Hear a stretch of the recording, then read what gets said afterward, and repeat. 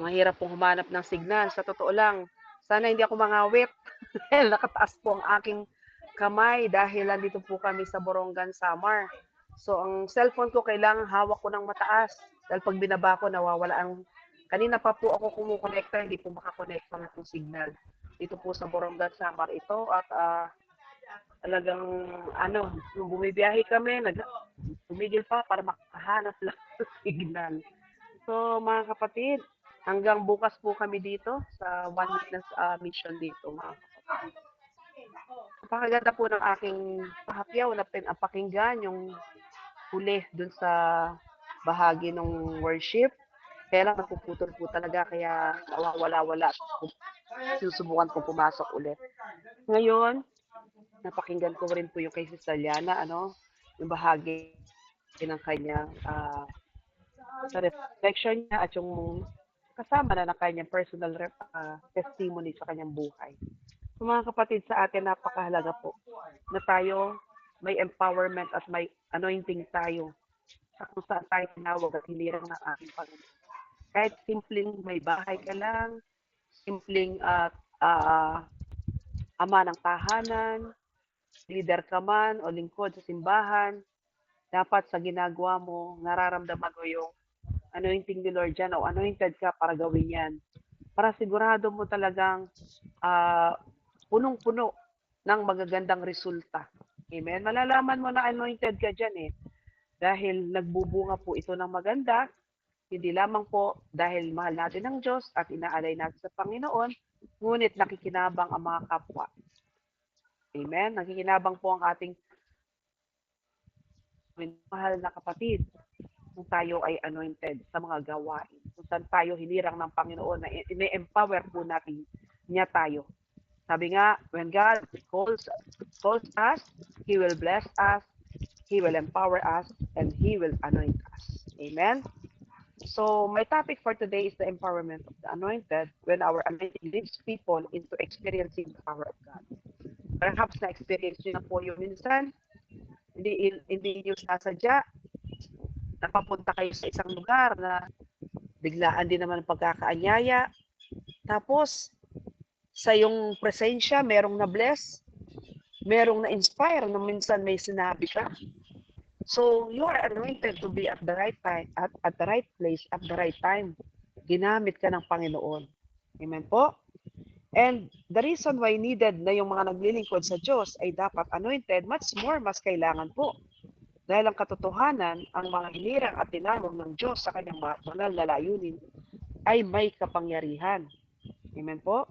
So lahat tayo na nagsusumikap sa prayer meeting na ito ngayon, lahat tayo, hindi po tayo mananatiling tagapakinig lang. Hahangarin po nating lahat na maging follower at mga lingkod ng ating Panginoon. To be empowered to do the things that will expand His work and His kingdom through us and in us. Na sa ating paglilingkod, sa ating pagiging mananampalataya kay Kristo, dapat di po tayong manatiling religious lang, na pasimba-simba lang, na parosaryo lang, na nakikinig lang ng mga sermon at pa-attend-attend lang sa prayer meeting. Kundi dapat umabot po tayo at hangarin natin, ipagdasal at hingin natin sa Diyos ang anointing o pagkahirang, kung saan niya tayo mas mapapakinabangan o magagamit sa banal na gawain. Dahil dito po higit na makikinabang sa atin ang ating Panginoon. Ang question ngayon, paano ka i-anoint ni Lord? Ayaw mo namang kumilos. Ayaw mong umangat sa purpose sa'yo ni Lord. Kontento ka nang umaasa at tumatanggap na lang. We have this principle, mga kapatid. The anointing of the Lord doesn't come to the lazy minds. Ibig sabihin, huwag kang umasang i-anoint ka ni Lord kung panay tanggi at iwas ka. Yung bibigyan ka ng assignment, tapos panay tanggi at pangayaw ka. Nagiging paniki ka pa. Yung pag sinabi sa'yo, sister, brother, pwede ba kitang i-assign para mag-worship sa Sabado sa worship leader? Ikaw, magiging paniki. Ang dali mo mag-transform. Amen? Nagiging Batman ka o Batwoman. Sasabihin mo, ba't ako? Amen? Batman ka agad kung lalaki ka. Ba't ako? Kung ikaw, babae ka, nagiging Batgirl ka. Amen? Nagiging paniki. Buti na lang po dito sa atin. Dito po sa FOD. Walang ganon, di po ba? Lahat po ngayon, di po ba? Wala nang umaayaw. Matatapang lahat. lalo pagdating sa worship. Amen? Masarap po kaya na tayo ay tumanggap na pribilehiyong mag-lead ng ating community o congregation sa pagsamba at pagpupuri sa Panginoon. Lalo na kung ito naman ay personal ng ginagawa. Walang dahilan para tanggihan mo na ikaw ang mag-lead ng worship dahil ito ay lifestyle mo na. Ibig sabihin, buhay mo na ang magbigay na papurit pagsamba sa Panginoon, so hindi ka dapat tumanggi. Bagkus, mararamdaman mo na ikaw ang blessed. Una kang mabibless dahil ikaw ang gagamitin upang mag-lead. At mabibless ang mga inilid mo. Amen po? Na kapag dinadala mo sila sa trono ng Panginoon, masisiguradong mararamdaman din nila ang powerful presence ni Lord. Resulta, nagiging vibrant at buhay na buhay ang Panginoon sa iyong paglilid during your praise and worship. And this should be the right thing. That you will be empowered, that you will be anointed to lead His people, whether in worship or kung saan kanya tawagin at hirangin. Kaya, dapat wala na pong paniki. Hindi ka na magsasabing, but ako? Wala nang but girl at wala nang but man. Lahat tayo, yes, Lord. Just like a waiter. Alam niyo po ba na ang Greek word for servanthood or service is diako? Diako means just like a waiter in English. You are always ready for the master's disposal.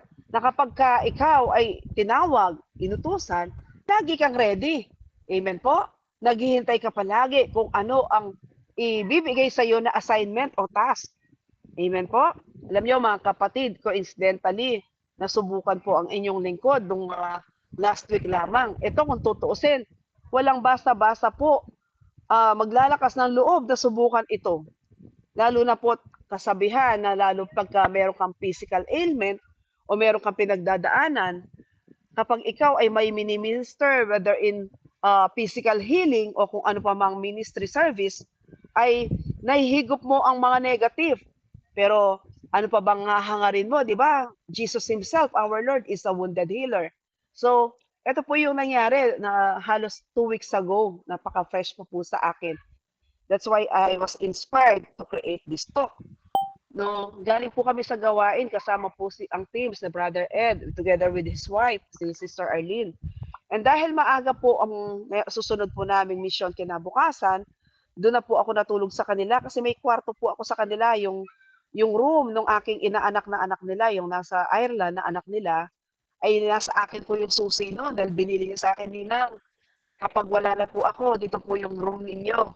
At meron po akong altar na maliit doon. So, ibinili na niya sa akin. Ako lang po yung nag-i-stay doon sa room na yon. So, it so happened, karating lang namin, and pumasok na ako sa room. Adjacent to that, yung katabing pong room noon ay ang room po ni Sister Arlene at ni Brother Ed. Ngayon, napapasok ko lang po, merong tumatawag via messenger. So sabi ko, naku, sino kaya ito? Hindi pa ako nakakapag-settle down, hindi pa ako nakakapag-bihis. Sabi ko, magre-relax muna at galing po kami sa mula madaling araw, ginabi na kami nakauwi dahil galing po kami sa provincial, formation talk. So sabi ko, maya-maya. Kaya lang persistent po yung tumatawag. At obviously, talagang need nila akong makausap. So tinignan ko kung sino tumatawag at malakas naman ang signal kaya pagkatingin ko hindi ko sinasadya, napindot ko kagad. Bumungad po sa akin ang mukha ng isang isang kasister na super nag-aalala at talaga namang halos mangiyak-ngiyak. Sabi niya sa akin, Sister V, tulungan niyo po kami. Please, parang awa niyo na po. Tulungan niyo naman po ako. So nagulat ako, sabi ko, sino kaya? Hindi ko po ma-recall kung sino siya. If I'm not mistaken, sabi ko, siguro years back, kaya parang pamilyar ang face pero hindi ko alam ang pangalan. Ngayon, nahiya naman ako magtanong kung sino siya. Sabi niya, please, ano po may tutulong ko? Sabi ko, bibiruin ko sana, wag lang po pinansyal dahil parehas po tayo sa ngayon dahil ako po yung naggagamot din.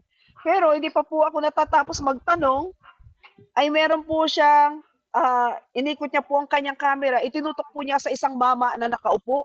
Tulungan niyo po kaming mapalayas. Meron pong gumagambala sa kanya at parang pinoses na siya. Can you imagine kung kayo po yun? At ilalapit sa inyo, under possess, nasa possession po siya ng evil.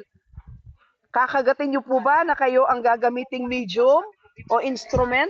para i-cast out yun. Exorcism na po ang kailangan doon. Kaya sabi ko, sister, teka po muna. Hindi nyo pa man po sabihin, pero alam ko na po ano nangyayari dyan dahil yung kilabot ko po hanggang lampas sa aking ulo, naramdaman ko kagad. Lalo na medyo nakayuko yung tao, nung itinutok, tumingin at direkta sa camera, alam ko na nanlilisik ang mata at nakatingin sa akin. Ang itsurap niya po, wala nang puti ang kanyang mata. Nakataas ang buhok. At sa aking paningin, dahil ako naman po ay isa po sa hinirang ng Panginoon at may pribilehyo, nakikita ko po yung hindi basta nakikita ng ordinaryong tao. Nakita ko po kagad na bukas ang kanyang bungo at itim yung pagkabukas doon at itim na rin ang kanyang buong ulo. Kasabay nun, sabi ko sa kanya, sister, sabi ko sa kanya, higit na may otoridad ang mga kaparian. Saan po ba kayong lugar? Sabi niya, nasa Antipolo. Oo, sabi ko sa Antipolo, nandyan yung napaka-powerful na obispo dyan na ang hawak ay exorcism. Under po sila dyan. Ang deliverance team nila dyan ay talaga naman very powerful. Ang sagot niya po sa akin, sister, hindi na po kami makakalabas ng bahay. Dahil ito pong biktima ay sabi niya, umakyat lang po ito ng bubong ngayong maggagabi dahil gabi po yun. Ngayon, pagbaba po niya, may tinamaan na mataas na nilalang na kulay itim.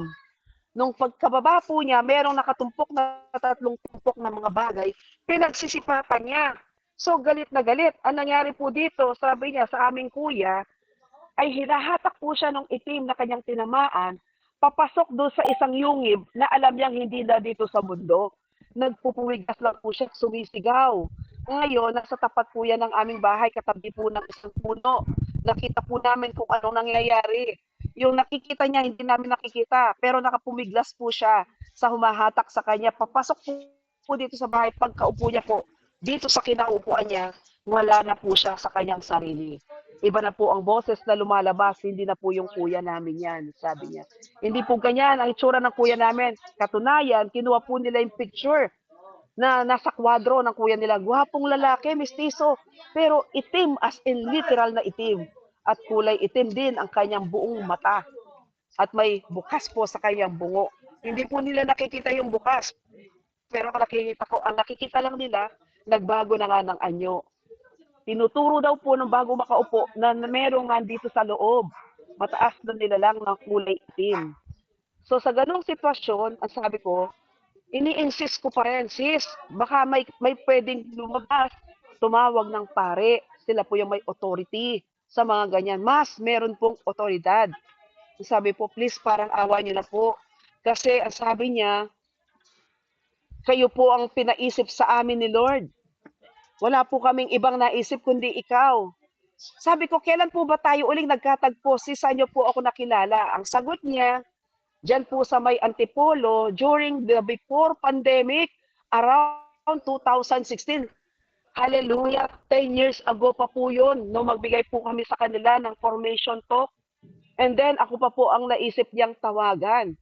To make the story short, nung alam kong wala na, dinama ko po ang aking puso. Dinama ko po ang aking natural defense. Kasabay noon parang tinuon ako ng Panginoon dun sa aking bag na nandoon po yung aking mga sacramentals.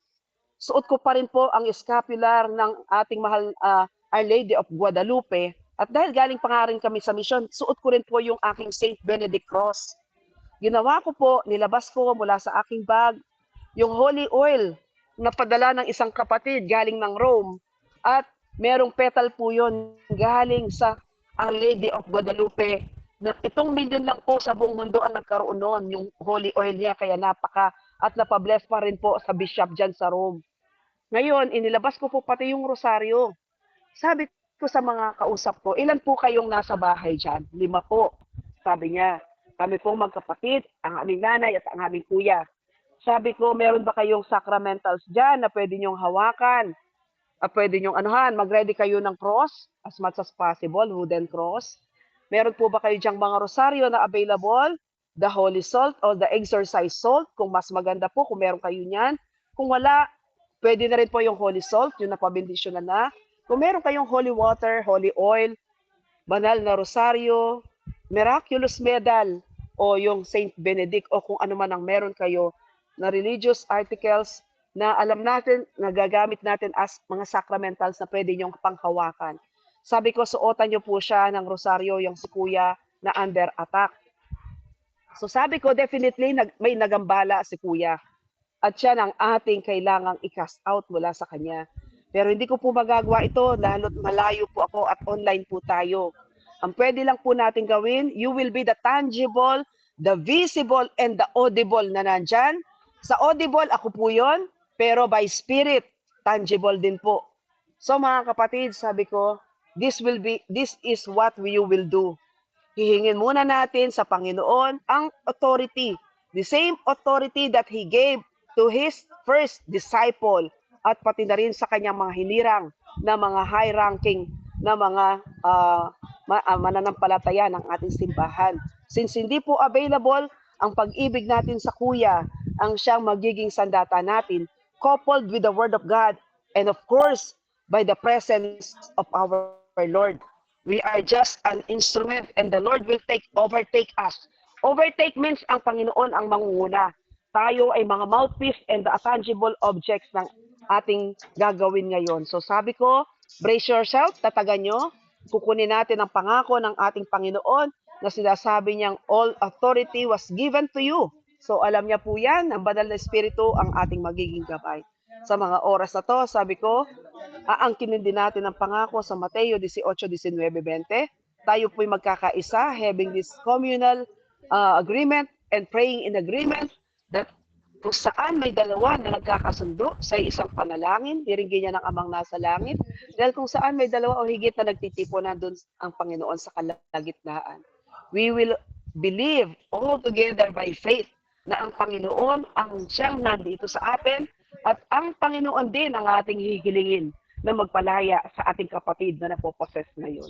So, ng mga oras na yan, na-condition ko na po sila, na-empower ko sila, and I share my anointing to them, silang 5 na nandoon, now we are ready to face and have our battle right now, sabi ko. Lay hands po natin siyang sabay-sabay. Nung pagka-lay hands po, sabi ko, repeat after me, sumabay kayo sa akin. Ed, sabi ko, sister, pakilapit po sa kanyang noo ang iyong video cam. So inilapit po niya, ako naman inilabas ko yung Saint Benedict Cross ko. Same as true with the rosary. At iniligay ko po sa noo ng tao. Alam niyo po, kahit online lang, pagkalagay ko po doon sa online na yon, naramdaman kong lumubog po yung cross. Amen? Kasabay po pagdampi pa lang ng cross at sinasabi ko, sa pangalan ni Jesus, Yeshua, the one who will save his people, Jesus of Nazareth is here right now. Tanggapin mo ang Panginoon bilang Panginoong Yesu Kristo, bilang Panginoon mo tagapagligtas, bilang Panginoon na siyang sasakop sa buong mong katauhan, bilang Panginoon na magpapalaya sa iyo sa mga oras na ito. Tanggapin mo siya, sabihin mo, in Jesus' name, in Jesus' name. So lahat po, alam niyo po, kahit nahihirapan yung tao, nabanggit po niya ang pangalan ni Jesus, pero umaatungal po siya. Nung binabanggit niya ng paulit-ulit ang pangalan ng Panginoon, alam naman po natin ang mga evil, hindi po nila mababanggit ang pangalan ng Panginoong Jesus. The name above all names. There is power in the name of Jesus. So mga kapatid, to make the story short, na-cast out po yung nagambalang umaalipin sa taong ito. You see, my dear brothers and sisters, ganun po kahalaga ang empowerment sa mga anointed. Kapag ikaw ang in-anoint, why do we know that we are anointed at that time? Because it was already 11 years ago, pero sa atin sila itinuon para tumawag. Sabi ko may mga pari, pero ramdam nila hindi na sila makakalabas doon sa lugar. Baka sila saktan noong umalipin doon sa tao. After namin ginawang deliverance, the exorcism, yung nangyari. Alam ko po mapanganib yun. Pero hiningi ko po yung authority na sinabi mo, Panginoon, sa una mong mga hinirang, kung sino man ang kalagan nyo dito sa lupa, kakalagan dito sa langit. Ang sino man talian dito sa lupa, tatalian dito sa langit. So mga kapatid, ang mga salita ng Diyos ang ginamit, makapangyarihan po sa pangalan ng ating Panginoong Jesus. Amen po. So, at pagkatapos po noon mga kapatid, na napalaya siya at napagaling. Yung pong tao nag-snap out, lumabas po ang totoong mukha. Malinaw na malinaw, kay guwapong mukha, maaliwalas. At naramdaman niya po ang matinding pagod at buntong hininga. Ramdam po namin yung kumawat na itim. Nakita po namin, pati yung itim na bukas sa kanyang bungo ay nawala. Ito po yung kanyang sinabi, nagkwento na po siya. Doon niya po dinitalye ang kanyang naramdaman. So mga minamahal na kapatid, even the evil and the devil will be frightened to the anointed and to the empowerment that comes to our Lord. Sa ating paglilingkod bilang mga mananampalataya kay Kristo, di lang po tayo dapat manatiling religious lang, na pasimba-simba lang, sabi ko nga. Kundi dapat umabot po tayo kung saan itataas po ang purpose natin. Yung hangarin po natin, yan po ang magdadala sa atin kung saan ile-level up po ng Panginoon kung ano ang kaya nating gawin, magpagamit lang po tayo. Basta po tayo, aral lang po tayo sa mga dapat gawin. Ngayon, what's next? Napalayas po. Yung sabi ko dito sa mga pamilya, kinausap ko po sila, hinabilinan ko po sila. Sacramentals ang pero mas mahalaga ang sacrament. Secondary lang ang sacramentals. Ngayon, ito po ang dapat natin gawin. Napasok si Kuya just because there is this portal. May mga daladala si Kuya, kaya madali siyang napasok ng evil na nagambala niyang ito. What we do is go to the sacraments. Bukas na bukas po, since gabi natin kayo makakalabas, tulungan niyo po at isama si Kuya. Taga saan po ba si Kuya? Taga dyan po ba siya sa Antipolo? Ay siya taga Palapoy, taga Laguna at dumalaw lang sa kanyang nanay dyan sa Laguna. Sabi ko, sama-sama po kayo, go to confession. Magkailangan pong magkaroon ng reconciliation at tanggapin niya ang katawan at dugo ng ating Panginoon. That way, totally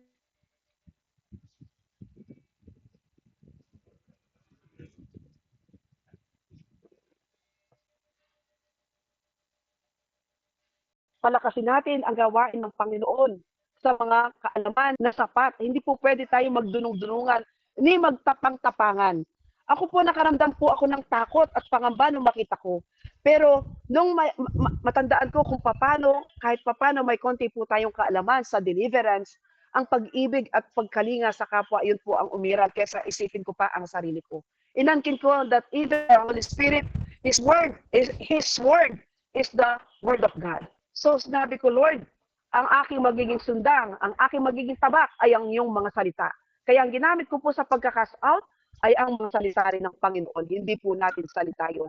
Lalo sa pangalan ng Panginoon, doon po natin ginagawa. Amen po? This is the same reason bakit mahalaga na tayo rin mga kapatid ay maging bihasa at tuluyang makuha natin yung empowerment and anointing. Mula dito nais kong basahin mula po sa Acts 3 verse 1 to 10. Napakaganda po nito na nais kong basahin sa inyo. When Peter heals a lame beggar, katulad din po ng binasa ngayon, yung kay Sister Liana, yung lumpo. Amen? So, it says, one day Peter and John were going up to the temple at the time of prayer at 3 in the afternoon. Now, a man who was lame from birth, ibig sabihin po, mula kanya sa kanyang pagkabata, hindi po ito nakakalakad. Hindi po siya nakakalakad. Was being carried to the temple gate called Beautiful, where he was put every day to beg those going into the temple courts. When he saw Peter and John about to enter, he asked for money. Peter looked straight at him, as did John. Then Peter said, "Look at us." So the man gave them his attention, expecting to get something from them. Then Peter said, "Silver or gold I do not have. Pilak o ginto, wala ako. But what I have, I give to you in the name of Jesus Christ of Nazareth." Taking him by right hand, he helped him up, and instantly the man's feet and ankles became strong. He jumped to his feet and began to walk. Then he went with them into the temple courts, walking and jumping and praising God. When all the people saw him walking and praising God, they recognized him as the same man who used to sit begging at the temple gate called Beautiful. And they were filled with wonder and amazement at what had happened to him. You see, mga kapatid, Based dito sa aking binasa from Acts 3 verse 1 to 10, dun sa miracle na nagawa po ni na Peter, it simply means our anointing isn't mean to stay inside the church, community, or ministry. It's meant to walk through your entire life. Kumbaga, anong saysay ng anointed ka nga, pero di mo naman ginagamit o isinasabuhay. Anointed ka nga at hinirang ng Diyos, pero dinadaan-daanan at pinagmamasdan mo lang ang mga nangangailangan. O napapakinggan mo na, may nagmamakaawa na sa'yo, pero tinatanggihan o pikit mata ka. Yun po yung eksaktong nangyari sa akin. So, nanahan po sa akin ng pangamba na hindi ko kaya yan at inayawan ko yan. Napaka-critical po pala noon at crucial yung time na yan. Alam niyo po, after 1 week, bumalik po sa akin yung ate na tumawag sa akin, yung sister. Sabi niya, Sister B, walang hanggang pasasalamat. Napalayas mo po kagad ang evil spirit. Napakabuti po ng Panginoon. Alam niyo po ba, pumunta po kaming lahat sa simbahan at inacknowledge po ng pare ang pangyayari na possession at exorcism nga yung ginawa niyo. At ito po ang sinabi niya. Napakapalad nyo, napakabuti ng Diyos. Dahil yun po ay critical pala, na kung hindi po pala napalayas yun, wala na yung kuya, tuluyan na po yung naisama. Amen po. Ang sabi po, mapalad kayo, meron kayong nalapitan na may kaalaman at naging bihasang ginamit ng Panginoon doon sa pag-cast out ng demonyo. So mga kapatid, ang pagiging instrumento ng Panginoon ay dapat ginagamit natin, lalo't sinasabi nating ang Panginoon ang humirang sa atin. Dahil walang saysay ang anointing natin kung hindi po natin yan gagamitin o isasabuhay. Amen po? So, now, bigyan ko po kayo ng ways to live with God's anointing. Number 1, always carry the Spirit of the Lord. Always carry the Spirit of the Lord. Based po doon sa binasa ko sa Acts 3, sabi po, Then Peter said, Silver or gold I do not have, but what I do, I give you. So, always carry the Spirit of the Lord sa atin. Katulad na nangyari sa akin, wala naman po akong dala, kundi alam kong nandyan ang paghahari ng Espiritu ng Panginoon sa atin. That's why, always carry the Spirit of the Lord. Wherever you go, you should be the carrier of God's presence. I mean, you don't just go to church anointed, but you are the church anointed. When you are anointed, you can give what money can't. Amen? Pag ikaw ay may anointing, may ibibigay mo ang hindi kayang ibigay ng pera. Kaya nga sabi ni Peter, silver or gold, I don't have, but I can give you what I have. Wala akong pilak o ginto, wala akong pera. Yun din na naisip ko nung una di ba? Yung tumawag na po, baka mamaya financial to, wala akong maibibigay, pero maibibigay ko ang aking sinumpaan sa Panginoon, paglingkuran ng aking kapwa. You see, my dear brothers and sisters, when you are anointed, even in your lack, you will remain full with the presence of the Spirit of the Lord who is in you. Ang ganda po ng sabi ni Peter o ni Pedro, wala akong pilak o ginto. Sa atin, ano sasabi natin? Wala akong pera. O kaya, wala akong kayamanang material. Wala akong kakayahan. Pero meron akong Jesus, Panginoon kong makapangyarihan. Amen po? You carry with you the authority as an anointed of the one who called you and who is with you. Wala kang dapat katakutan. Kaya stop saying from this day on, wala akong maibibigay, wala akong magagawa, o hindi ko kaya yan. In the first place, if you have Jesus and you are living with your anointing, you have enough. Amen? Nakaback up sa iyo ang Espiritu ng Panginoon. Ang anointing nasa sa iyo na because you were sent forth by God. The authority from above ang daladala mo. Hindi mo pangalan. Hindi pangalan ng kahit sino. Amen po? Kung hindi, authority mula sa Panginoon. Na-empower na kayo before pa. Kaya dapat wala kayong negative sa buhay nyo. At huwag nyo nang babalik-balikan yung luma nyong buhay. Yung mga basura na itinapon nyo na. Amen po? Always have the Spirit of the Lord with you para at all times positive kayo at magagamit kayo ng Panginoon sa banal na gawain niya. Anytime, anywhere, anyhow, pag tinawag kayo, isa lang ang sagot nyo. Yes, Lord. Amen po? Number 2, take courage from the calling of the Lord. Take courage from the calling of the Lord. Doon ka kumuha ng tapang. Ako po, doon ako humugot ng tapang at lakas ng loob.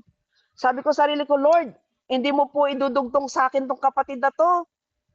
Katulad dong sabi niya, ikaw po ang nagpaisip sa kanya na ako ang tawagin. Lord, pinanghahawakan ko ngayon, hindi mo ipapadala itong taong ito na hindi natin kakayanin. Lord, kaya natin ito. Ikaw po ang mangunguna. Your power will be with us, O Lord. I will be your instrument for this deliverance. Amen po? So, take courage from the calling of the Lord. Katulad ng sabi ni Peter, in the name of Jesus Christ of Nazareth, walk. Sabi niya, sa pangalan ni Jesus ng Nazareth, lumakad ka. Sabi po niya sa lumpo. Kaya, stop saying na hindi ko kaya, natatakot ako, wala akong magagawa, wala akong maibibigay. Because if you have Jesus, sabi ko nga kanina, you have enough. Sobra-sobra pa sa pangangailangan. The anointing, pagka ganun po yung ating mentalidad, the anointing turns I cannot into I can in the name of Jesus. Yung sinasabi kong di ko kaya, masasabi mong makakaya ko yan sa pangalan ni Jesus. Panindigan mo na ikaw ay hinirang, kapatid. Panindigan mo na ikaw ay bin-empower niya. Tinawag ka, hinirang ka ng Diyos. Hindi yung minsan, pero mas madalas parati kang takot at naduduwag. Anong saysay na anointed ka nga, pero may lumapit na kailangan ng tulong at pray over mo, tinanggihan mo dahil takot ka. Huwag kang matakot mag-pray over. Lalo na't kung sila sabing paki-pray over naman at may sakit. Huwag kang matakot, huwag mo isipin baka hindi naman gumaling. In the first place, hindi naman tayo ang healer.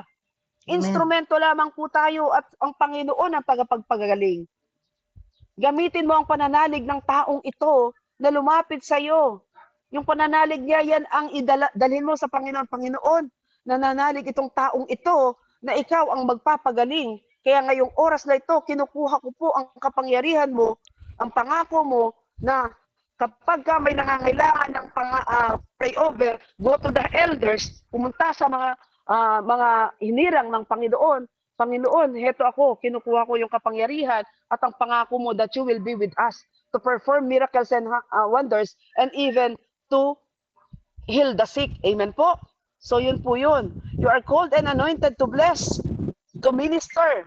In short, you are anointed for an assignment. Hindi ka basta-basta may lumapit sa iyo at binibigyan ka ng assignment. Hindi lang po yun. In the first place, ang daming pwedeng tawagin o itap o tanungin o bigyan ng assignment. But ikaw, ibig sabihin, ikaw yung anointed para dyan. At kapag ikaw tinanggap mo yan, aba, bigyan mo ng buong puso. Amen? Hingin mo sa Panginoon, Lord, gawin mo kung karapat-dapat sa task na ito. Gawin mo kung karapat-dapat na ako ang hinihirang mo sa paglilid ng worship, kung yun mo po Lord, worship ang binigay sa iyo o kahit ano. Hingin mo ang anointing and empowerment sa Panginoon. Amen? Because God doesn't anoint you to sit and relax. He anoints you to serve and use you for His glory. Ulitin ko po. God doesn't anoint you to sit and relax. He anoints you to serve and use you for His glory. Lalo na po kung leader ka o ikaw po ay servant. Dapat magpagamit ka ng gusto ng masulit naman ang title mo. Amen po. Anong silbi naman na leader ka, pero nakaupo ka lang, nagre-relax. Magpa-anoint ka kay Lord. Lord, gawin mo po akong karapat-dapat sa posisyon at titulo na meron ako ngayon. Huwag siyang manatiling posisyon o title lang.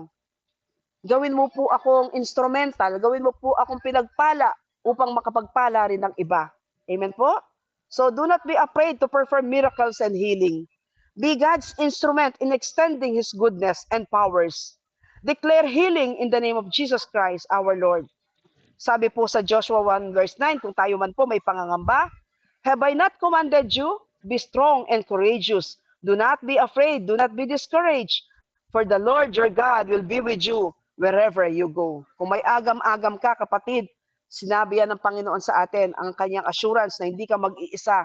Hindi ka isusugo ng Panginoon para lang ipahiya ka o ipasubo ka. In the first place, higit na kilala ka ng Panginoon.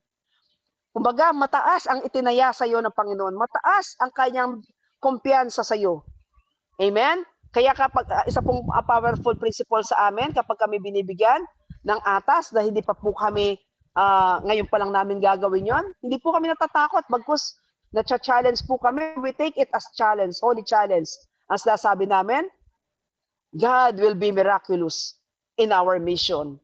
Sabi nga namin, kaya hindi kami tumatanggi, mapahiya na kami, wag lang ang banal na gawain ng Panginoon. Kaya wala po kami tinatanggihan. Amen po? Number 3, allow God to overtake you. Allow God to overtake you. Ibig sabihin, hayaan mong ang Panginoon ang nangunguna.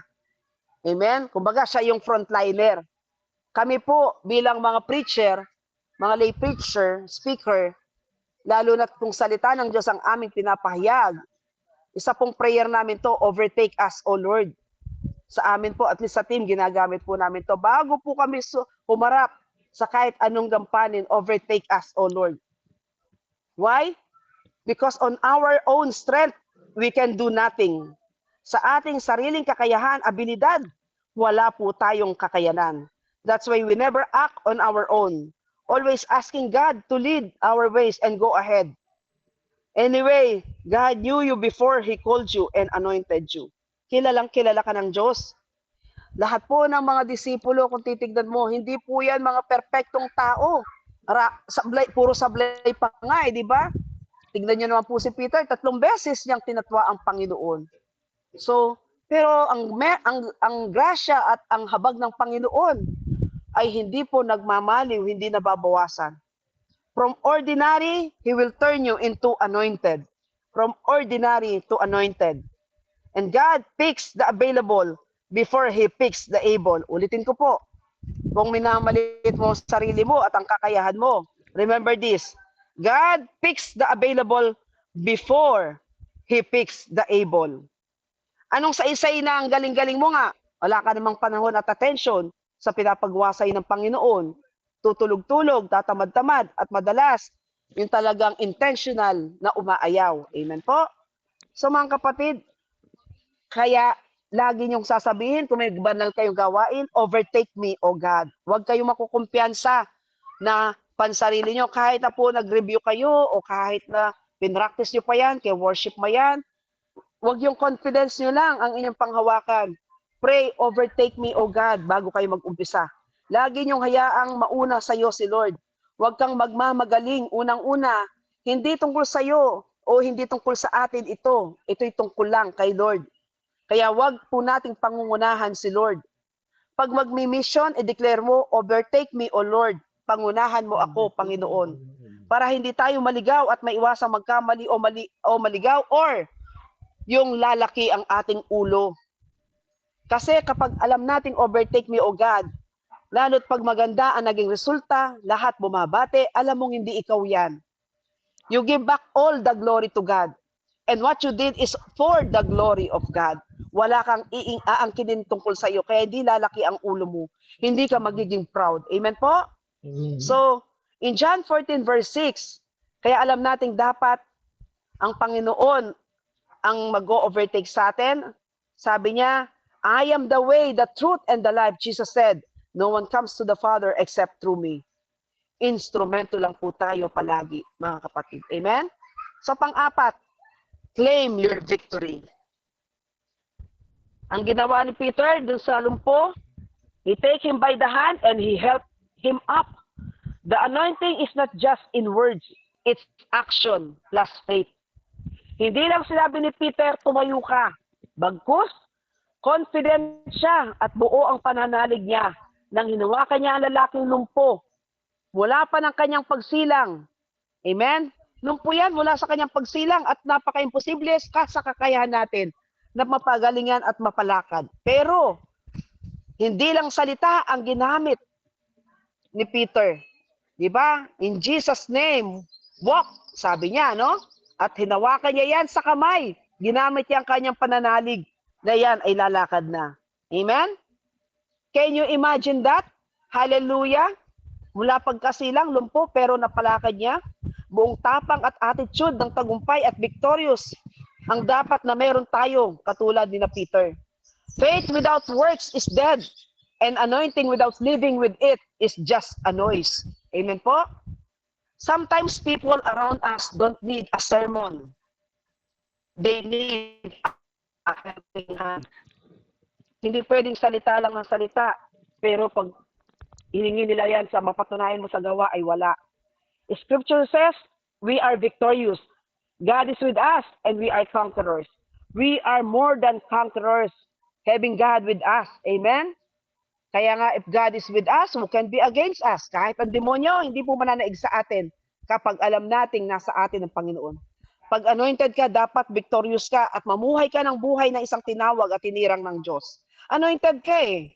So ang empowerment mo, galing mismo sa Diyos. At ang taong empowered, hindi basta sumusuko.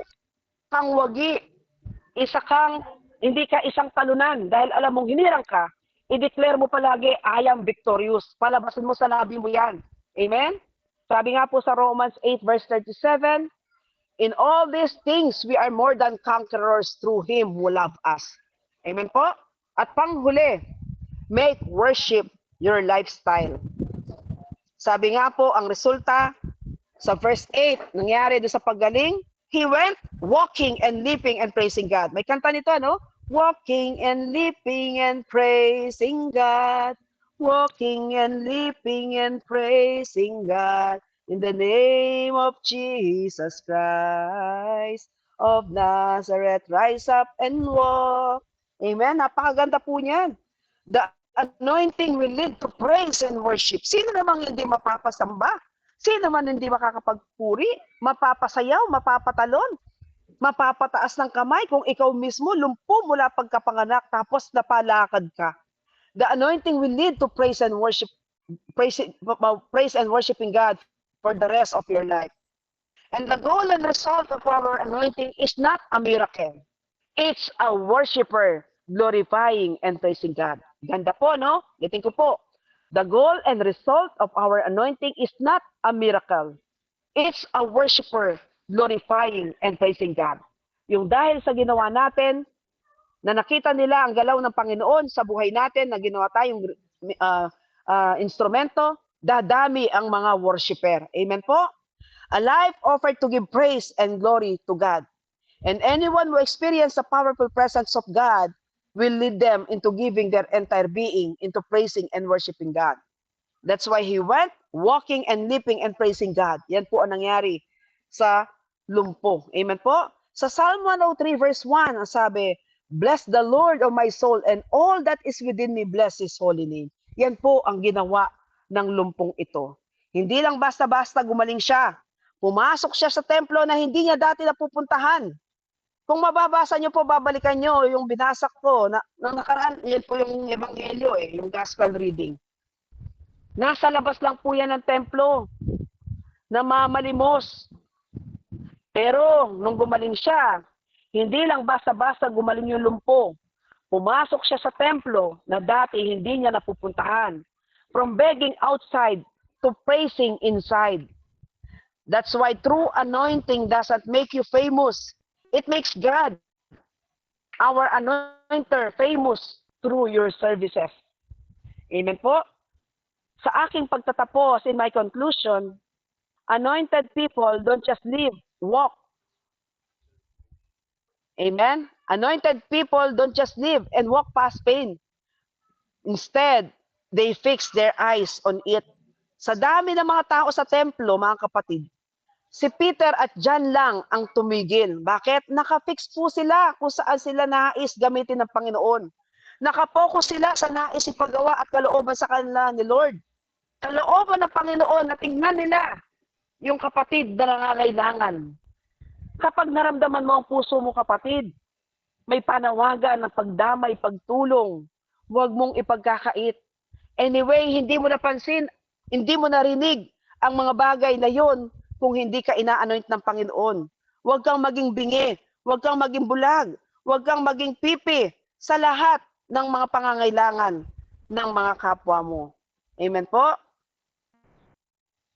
Just like this, Peter and John, ang mangyari, mga kapatid, may mga kasama pa silang ibang disipulo, pero sa dami ng mga tao sa templo, si Peter at John lang ang tumigil sa tapat ng lumpo.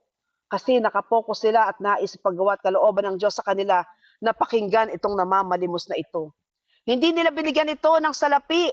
Binigyan nila ito kung ano ang meron sila. At yan ay ang Panginoong Yesus na nagpapagaling. They fixed their eyes on it. They don't miss the opportunity to serve, minister, use, and live with their anointing. Amen? And finally, mga kapatid, bakit mahalaga anointed? Bakit mahalaga ang empowerment sa mga anointed? Because the anointing gives you the focus and the divine attention. Amen? So, dyan po nagtatapos ang aking pagtalakay. Marapatin niyo pong bigyan ko na kayo ngayon ng final prayer. Can you please close your eyes? Kung kaya niyo pong ipikit ang ating mga mata, damhin ang presensya ng ating Panginoon, sa ngalan ng Ama, ng Anak, at ng Diyos, Espiritu Santo. Amen. Father God, we come to you today in the name of Jesus. Bless us with the anointing that we will live with. Bigyan mo po kami ng pagkahirang na aming isa sa buhay sa bawat araw. Anoint our eyes today that we won't miss to see the needs of others, that we won't just pass the broken, na hindi lang namin basta-basta lalampasan ang mga nangangailangan at ang mga taong hindi na pinapansin. Those who, the sick who needs healing and deliverance, the stuck, the outcast, and the overlooked. Grant us the divine attention for the ones everyone else ignores. Bigyan mo kami ng mata at ng iyong maka-Diyos na pakiramdam na makita namin ang lahat na hindi nabibigyan ng mga pansin ng mundong ito. Anoint also our hands that we may not have silver or gold, but we have Jesus. Teach us to reach out, to pray over, to lift up, and to pull people to their feet in your name, O Lord Jesus. Anoint our mouths on our lips, not to speak empty words, but to declare with authority in the name of Jesus our Lord, Jesus of Nazareth. Lord, don't let us be religious people who just attend prayer meetings. Instead, make us anointed people who is in the church. And let every day be a miraculous day. Let every miracle you do through us leads to one thing. A worshiper walking, leaping, and praising you for the rest of their entire life. And as we all together give glory, thanks, and praises to you forever and ever. Amen. And again, we declare on one voice, glory be to the Father, to the Son, and to the Holy Spirit.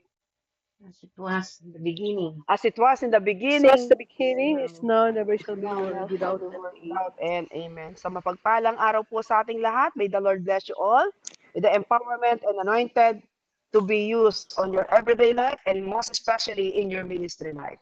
In the name of our Lord Jesus Christ. Amen and amen and amen. Amen. Muli po maraming salamat, Sister V. At ako po magkukontrol ng saglit na saglit. Nakipapanik ka sa aking employer.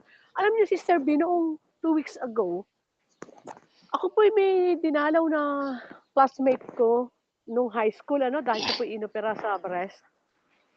Eh di nung po nagpe-prayer ng food, eh di kinuha ko na po yung kanya-kanya pong kagalingan dahil salamat po naman hindi naman po siya ikikim, So pagkatapos po noon, dahil po yung kanyang asawa ay na-stroke, sabi nung kasama ko, ipag-pray over ko daw. Di ba sabi sis, pag-pray over, ibig sabihin lay hands. Ano po sis, tama po ba ako? Sis? Hello? Yes, sis. Sir B, pag-pray over, ilay hands. Eh ganito po nangyari. Una, hindi po naman ang nahingi sa akin ay mismong may bahay. Pangalawa po sis, talagang kahit ako hindi po ako dahil ang naisip ko natakot po ako. Sabi ko, ako nga po hindi na rin physically fit na fit. Pagkatapos nga po may mga sakit, yung naandun, baka pumunta po sa akin. Ayun po sis. So yung po sinabi ninyo, ayan po talagang, sabihin ko po kinakailangan din ko mawawala po yung takot dahil basta't ang mahalaga, ayun ang Panginoon ang aasahan. Ayun po sis ang aking pong kwento sa iyo. Yun po. Eh di sabi po ng isang kasama, Pero sis, tama po ba naman ang ginawa ko? Una, hindi po ako hinihinga nung mismong may sakit, nung mismong dinat na namin. Di ba sis, dapat pag naganyan, kayong talagang hinihiling nila, o pag may Yes. udyok, sis, Dapat yung mismong may katawan kasi nandun yung ayun, pananalig at tama po. gagamitin mo yung pananalig. Tama po, Amen. tama po. And kung Tama po, ikaw tama alam po. mong hindi kung alam mong sa sarili mong hindi ka capable o physically, Opo. meron pa ring solusyon doon kung talagang kinakailangan. Katulad ng ginawa namin, magpa-cover ka by thy precious blood. Dugo ni Kristo ang siyang magpoprotekta mula sa ulo hanggang sa talampakan natin. Eh, pero Hugasan mo dapat na po may tayo kasama din ng ako. ating Halimbawa, protektahan. nandun ang kanyang Yes, asawa at yes anak. po. Bakit kami tatlo, hindi ako lang? Yes, Ibig ko sabihin, kagaya po ng higit. ginawa niyo. Sis, di po ba? Yes Opo, po. 2 o 3 na nag-iisang layunin. So, salamat po, Sister B. At hanggang sa muli, Salamat Sister po. Violeta. Sister Violeta, pwede pong ikaw na magpatuloy. Papanik na po ako. Tinapos ko lamang kay Sister Violeta. Sige Salamat. po, Sister. Sige po mga kapatid. Pwede pa po ba, Sister V? Okay po, hanggat may signal naman po. Okay lang po. Sige po mga kapatid. Sino po ang gustong magtanong kay Sister V o mag-share ng kanilang mga experience about sa napakinggan natin kay Sister V? Sige po.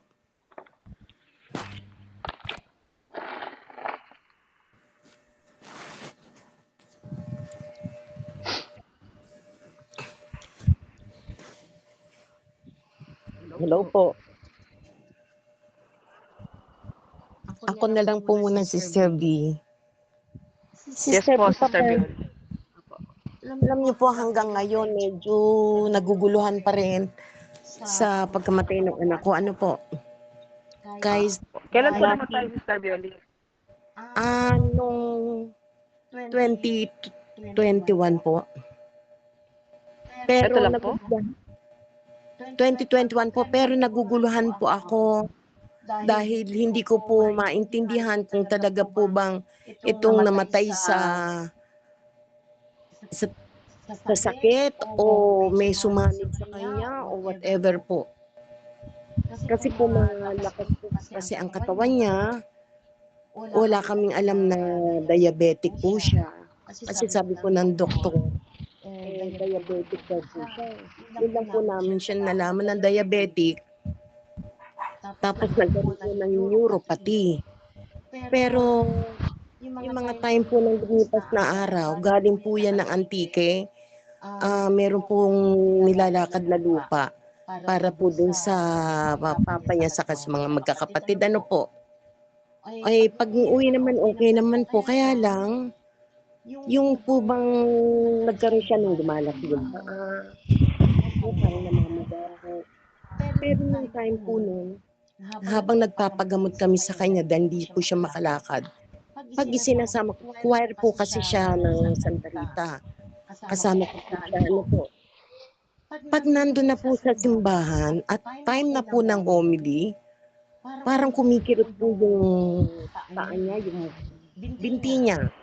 Hindi po siya mapakali. Automatic, nagpapauwi po siya.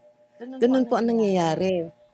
Tapos po, di kung sa bahay naman po, nakakapag-misa po siya pa po ang mismo nag-ano na, o ma, mag-misa na po tayo, yung ganon. Everyday po, nagmamas at everyday, nagre-rosary.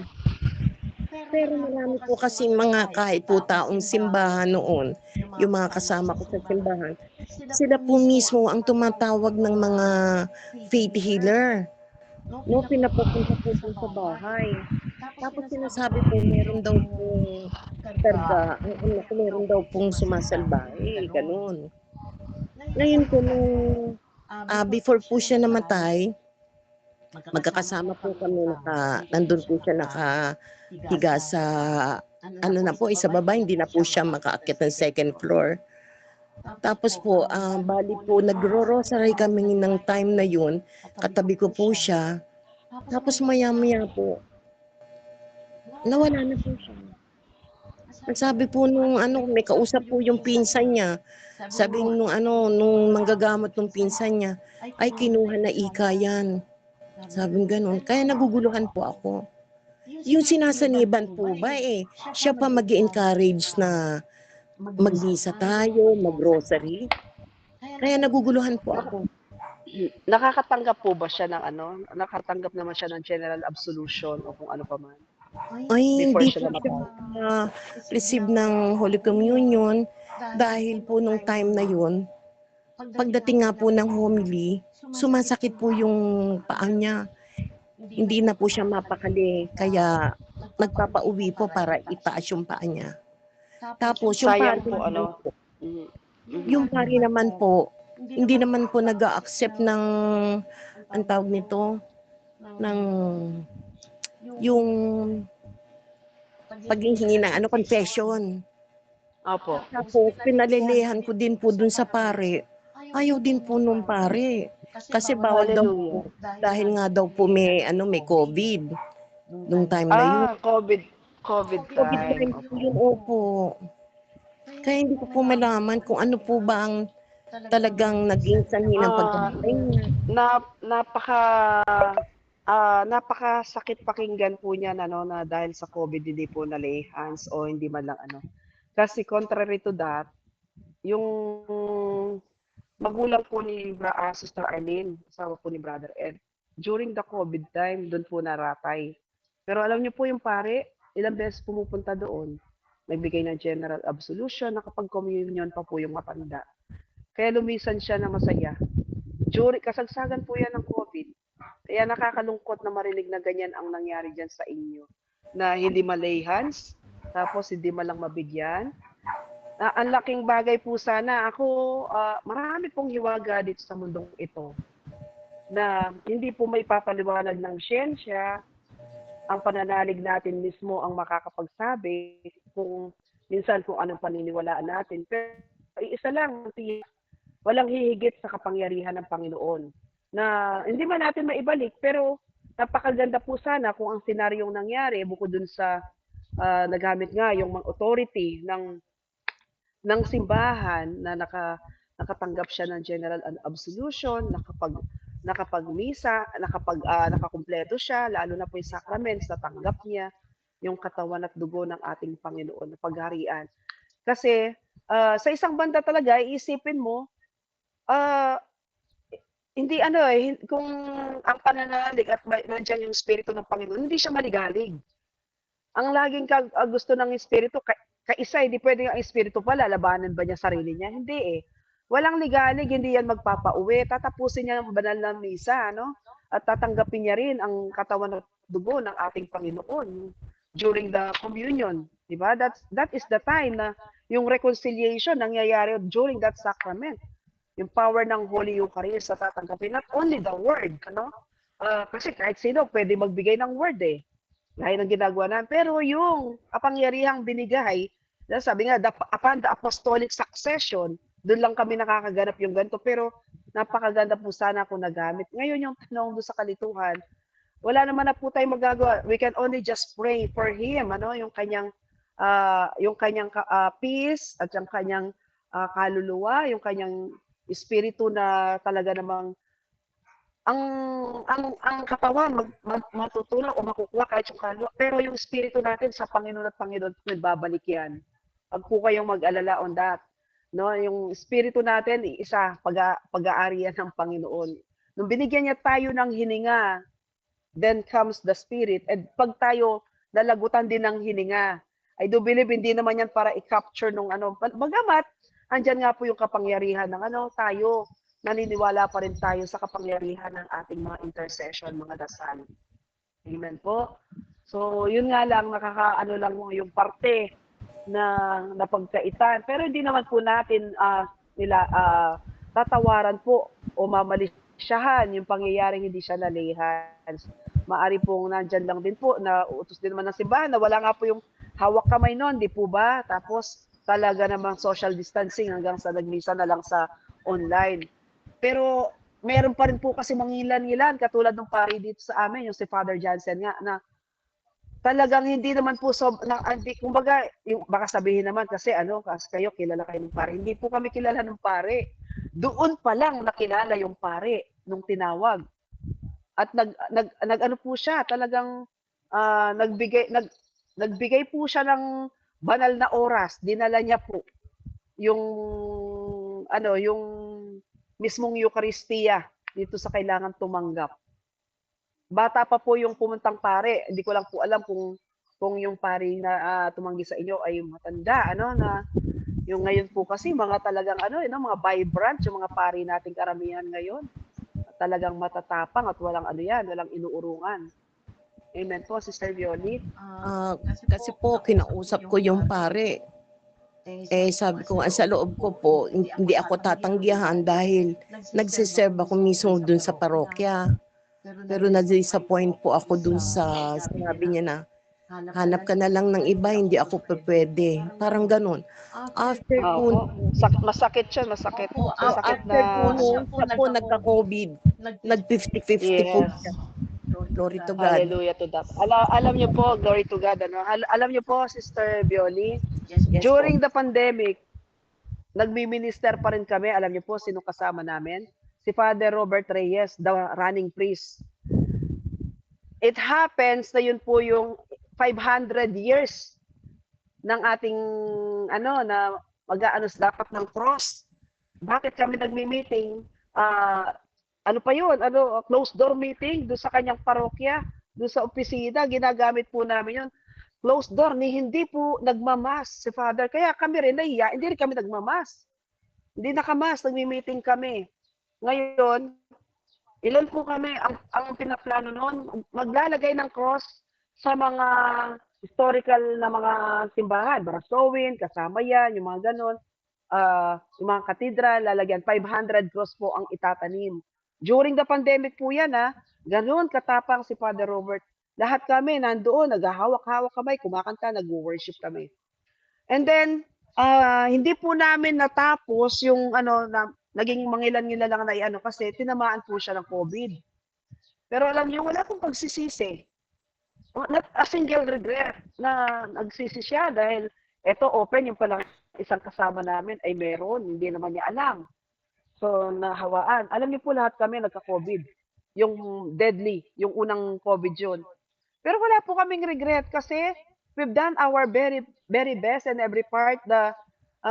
Sa ating pananalig, meron tayong for a cause, ano, na hindi lang tayo basta nagtitipon, o hindi basta-basta lang may gampanin kasi at hinirang. So yun po, na-amaze lang po ako na may ibang pare na iba ang kanilang pananaw. Samantalang ito, they even risk their life and never blame yung situation. Ginagawa pa rin nila kung ano yung nararapat. Kaya nga po, Sister B, meron po sana akong kukuhanin na exorcist priest doon sa Redemptorist. Ang diferensya po, nung pinabala ko na po, dahil naantay ko dahil galing po siya ng Davao, ano po, kahit pa paano po, kilala ko po yung priest na yun. Yung time naman po yun, bigla naman pong inatake, kaya hindi ko din po nadala yung anak ko. Ganun po ang mga sitwasyon. Kaya po, Lahat pinipigil. Alam natin talagang there is this force. tapos po, yung pinagtataka ko po kasi sa kanya, yung dumumi po siya ng para po maraming dami. Parang ganun po. Kaya naguguluhan po ako nung that time. Hindi ko po alam kung ano pa talaga ang pagkamatay ng anak ko. Kaya medyo hanggang ngayon po naguguluhan po ako. Ako po kasi, Sister Violin, hindi po natatanong. Sa Pampanga po ako. Pero nakita ko po kasi yung mga ibang pamamaraan ng panggagamot at naniniwala talaga akong may mga ginagamit ang masama na mga kapwa natin tao. Na kapag ikaw ay nakursunadahan, may nagagawa sila. Nakita ko po nung maliit ako, may kapitbahay kami na nanggagamot, libre po yun, na meron siyang mga special na prayer, matanda po ito, na talaga namang marami siyang ginagamot na tinatawag na nakulam sila sa pian. Na yung ginagamit niya, meron siyang gamit na magpapakuha siya sa amin. Kaya alam ko pag may gagamutin na yon, kasi pakukuha po siya ng sanga ng atis dun sa amin. At yan po yung pinangahampas niya dun sa kinukulam. Kung titignan natin on this modern world, parang totoo ba yan? Ganito, ganito. Pero ako po nasaksihan ko bata pa ako noon. Nasa elementary grade ako.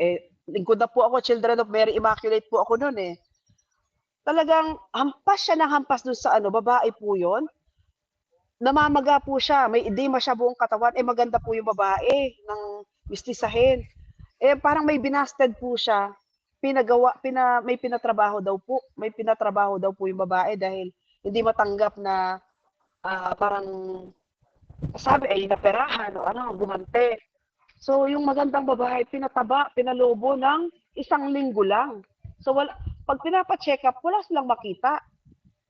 So ang ginawa nila, doon po nila dinala dahil nakikilala na po yung manggagamot na yon. Alam niyo po, pinaghahampas nung kinuhang sanga ng atis sa amin, tapos umuusal po siya ng mga panalangin. Tapos meron siyang krus din po siya na parang silver na ano. Inipit po niya sa daliri ng babae. Alam niyo po, sumigaw po yung babae, ang boses lalaki. Tapos, pinaghahampas niya, lumalatay, dahil mistisa yung babae, sabi niya, pumunta ka dito ngayon. Tinanong niya, bakit mo ginanito to? Kaya alam na sabi niya, sinaktan niya po ako, parang ganun. Kasi yung lalaki mismo yung lahi pala, may lahi pala yun. Sinaktan niya po ako, piling ko, niloko ako, tinirahan lang. So, sabi niya, palayain mo ito ngayon o papatayin kita, tutuluyan kita. Sabi, hindi po, palalayain ko. Sabi niya, pumunta ka dito ngayon. Alam niyo po, pumunta po yung lalaki. Siya po yung may mga sugat dun sa mga latay. Yung kanyang pasyente na pinaghampas, na wala po yung latay. Humingi po ng tawad mula sa pintuan. Nakaluhod po yung lalaki at umiiyak. Humingi ng tawad doon sa babae. Hindi naman po karakarakang umalis yung pagkakaano, pero nakita po namin yung mukha ng babae, umaliwalas, gumaan ang pakiramdam.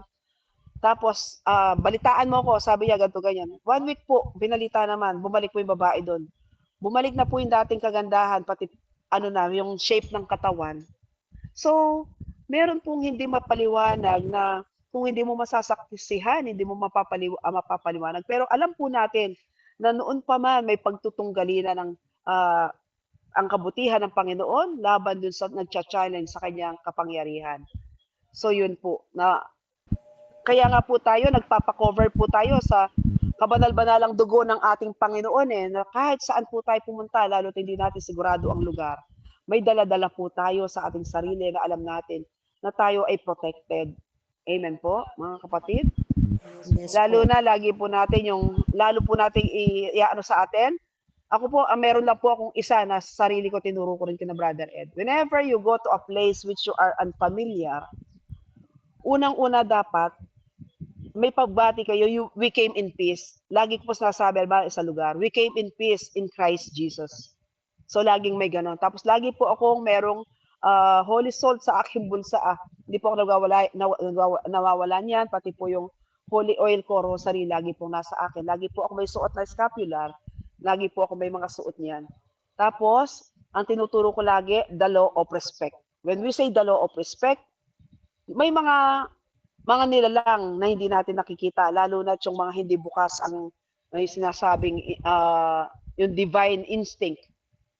Sa atin, sabi natin, third eye, meron pong mga tao na malakas dyan, pero meron namang walang pakiramdam. Since katulad po yung sinabi ko sa inyong tinrabaho natin 2 weeks, hindi niya nakita. Napansin na lang niya nung tinamaan niya. So, sa atin po, para makaiwas na ganyan, lagi po natin isa sa puso't isip yung the law of respect. Anong ibig sabihin yan? Pag dumating tayo sa isang lugar, maging maingat at maging magalang, marespeto tayo. Kasi hindi natin alam na ang na-attract natin yung mga hindi ka nais-nais. Kapag tayo ay nasa mabuti ang kilos, lalo na may respeto tayo sa lahat at hindi basta-basta tayo humahawak ng mga bagay-bagay ng walang pahintulot, then protektado po tayo. Amen po? Maski ang Panginoon, mababasa po natin kapag dumarating siya, pumunta sa isang lugar, I came in peace, may peace I give you. So wala na pong makakaano doon kasi we don't mean anyone harm. Wala tayong hinahangad na masama sa ating mga dinatnan kung hindi kapayapaan sa pangalan ng ating Panginoon. Amen po. Thank you, Sister B. Thank you po. Ako po pwede pong mag-share po. Magpapasalamat lang po. Salamat po. Kasi po, meron ko akong pinsan po na nagkaroon po ng ictus. Actually po siya ay talagang hindi na po makakilos po. Talagang paralyzed po ang lahat ng buong katawan niya po. So, ang nangyari po, dinala po sa Pronto Soccorso. Then, talaga pong wala na po siyang dahil hindi na po nakakapunta sa banyo, hindi na po makakakain. Ang nangyari po, nilagay po sa ICU po. So, ang ibig sabihin po, alam niyo naman po kung ICU, miracles po o ano po ang mangyari sa kanya.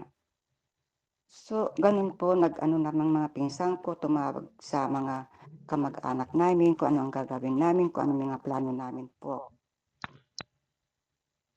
Pero po ang nangyari po, one time nagpunta ko sa kanya, na binisita ko po siya. Bakit po nakita ko yung mga nagbibisita sa mga doon sa kwarto na yon, nasa labas po. Kaya pala yung pinsan ko po, ay meron silang inaano sa kanya dahil naging na po siya na, yung sinabi po sa doktor, sa aking pinsan na ang kanyang kapatid ay 10 araw na lang po ang kanyang itatagal. So, ang ano ko po doon nung pagpunta ko po, alam ko na po siya ang kanilang pinagpaanuhan doon sa loob ng kwarto na yon kasi nakasirado po. Hindi pa ako pinapasok po. Kaya po sabi ko, Panginoon, kung ano man po ang niya sa aking pinsan po, kayo na pong bahala. So, hindi po ako pinapasok. Pero nakikita ko ang maraming doktor po doon, sa kanya nakapalibot. Din sa po yun na ko sa kanya po, yung pagdadasal ko sa kanya, in Jesus name nga po. Pinapasok nila po ako na lumapit ako sa kanya. Sabi niya sa akin, ako po siya po ay masyadong nanghihina dahil hindi na po makakuha ng dugo sa kanya. Nakita ko talaga po na parang yung kanyang bed po, talagang nakita ko ang maraming mga dugo at saka kung ano po yung itsura niya po, talagang ako Pero naglakas na po ako sa kanya na linapitan ko siya, pinunasan ko po siya, dinadasalan ko po siya. Dahil yung kanyang mga po dang mga, kasi meron siyang nilagay ng mga computer, mga po doon. Pag hinawakan ko siya, nagtitik-tik po. Parang nag-ano po ng alarm po. Kaya malapit sa akin yung nurse po. 3 beses po yung nag-alarm.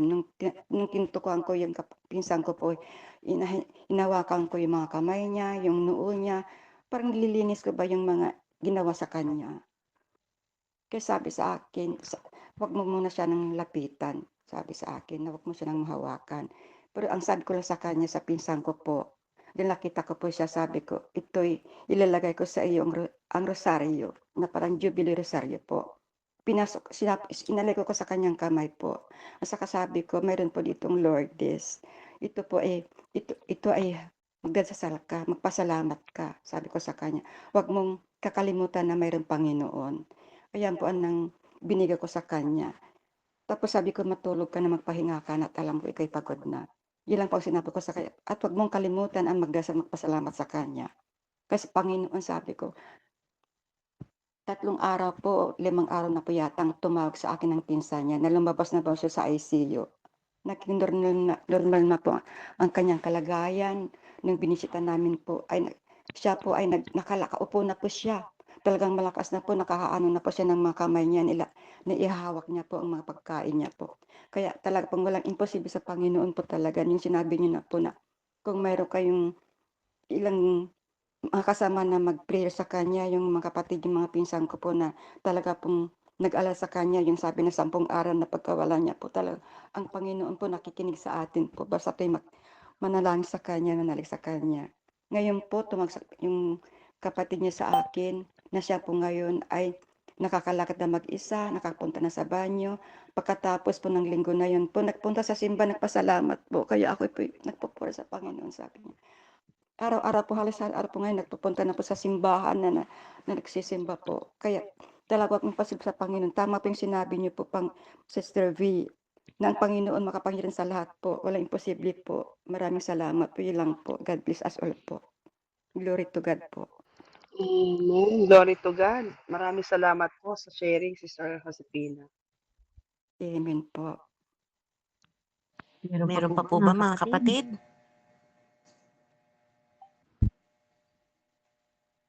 Meron pa po bang katanungan? O sharing kung wala po, magpapasalamat na po tayo kay Sister V. Okay po? Salamat po, Sister V. God bless po. God bless po. Salamat po sa inyong lahat. Salamat, Sister Violi. Thank you po. Amen po. God bless. Okay po mga kapatid. Kung wala na po mag-sharing, Sister Tin,